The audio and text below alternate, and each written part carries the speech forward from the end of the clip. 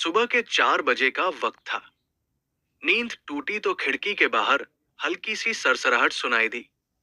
हवा शायद तेज चल रही थी, पर उस रात की हवा में कोई अजीब बात थी। जैसे वो सिर्फ पत्तों से नहीं, किसी की सांसों से भरी हो। इस घर में आए अभी कुछ ही महीने हुए थे। एक पुराना मकान था, तहखाने वाला, मोटी दीवारों वाला, और हर रात कुछ न कुछ बोलता हुआ सा। कभी सीढ़ियां खुद ब खुद चरचराती थी, कभी छत से कोई दस्तक आती थी, और कभी खिड़की के कांच पर किसी नाखून का निशान रह जाता था। पर इन सब चीजों की आदत सी हो चली थी, जब तक वो रात नहीं आई। मुझे याद है, उस दिन मैं देर रात तक ऑफिस का काम कर रहा था। नींद नहीं आ रही थी, तो यूं ही पुरानी फोटोज देखने लगा। एक पुराना एल्बम जो इस घर के पिछले मालिक ने अलमारी में छोड़ दिया था। फोटोज सब ब्लैक एंड वाइट थी। किसी की शादी, बच्चों की तस्वीरें, और एक तस्वीर जिसमें 3 लोग खड़े थे, 2 महिलाएं और एक आदमी। सबके चेहरे सामान्य थे, सिवाय उस महिला के जो बीच में खड़ी थी। उसकी आंखें, वो सीधी कैमरे में नहीं, कुछ और देख रही थी। और उसके चेहरे पर एक अजीब सी मुस्कान थी, न खुशी की, न डर की, बस जैसे किसी रहस्य का सामना कर रही हो। मैंने वो तस्वीर वही रख दी, पर रात को जब बत्ती बुझाकर सोने गया, तो एक फुसफुसाहट कानों में पड़ी, जैसे कोई बहुत धीमी आवाज में नाम पुकार रहा हो। पहले लगा दिमाग का वहम है, पर जब पलंग के नीचे से ठंडी हवा सी महसूस हुई, तो कुछ कांप गया अंदर। उसके बाद अजीब चीजें होने लगी।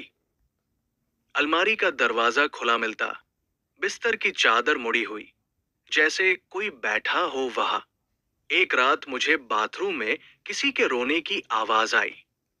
दरवाजा खोला तो कोई नहीं था, पर शीशे पर एक हाथ का निशान था, ऐसा जैसे पानी में डूबी कोई उंगली गिलास पर फिसली हो। मैंने अपने एक दोस्त को बुलाया, रवि। उसे पैरानॉर्मल चीजों में दिलचस्पी थी। उसने आते ही उस तस्वीर को देखा और बोला, ये औरत, इसे कहीं देखा है मैंने, पुरानी केस स्टडी में। इसका नाम चंद्रमणि था। इसे लोगों ने पागल कहा था, पर बाद में पता चला कि ये आत्माओं से बात करती थी। मैं हंस पड़ा, मतलब कोई प्लानचेट वगैरह करती थी। वो बोला, नहीं, ये सिर्फ सुनती थी, और कहती थी कि एक छाया है जो हर घर में रहती है, पर कुछ घर ऐसे होते हैं जहां वो बोलती है। उसके बाद जो हुआ, वो कभी भूल नहीं सकता। रात को हम दोनों उसी कमरे में रुके जहां वो तस्वीर मिली थी। एक रिकॉर्डर लगाया, सोचा कुछ आवाजें कैद हों तो सुना जाएगा। रात के करीब 2:30 बजे कुछ गिरने की आवाज आई। लाइट ऑन की तो वो तस्वीर फर्श पर पड़ी थी। कांच टूटा हुआ, और बीच वाली महिला के चेहरे पर खरोंचे थी।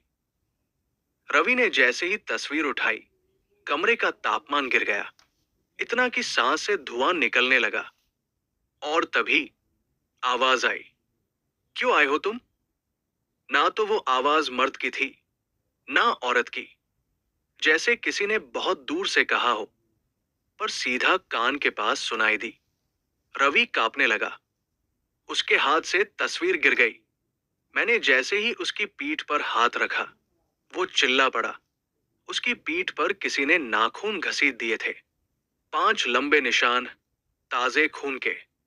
हम वहां से भागे। अगली सुबह हमने एक लोकल बुजुर्ग से बात की, जिन्हें गांव वाले बाबा कहते थे।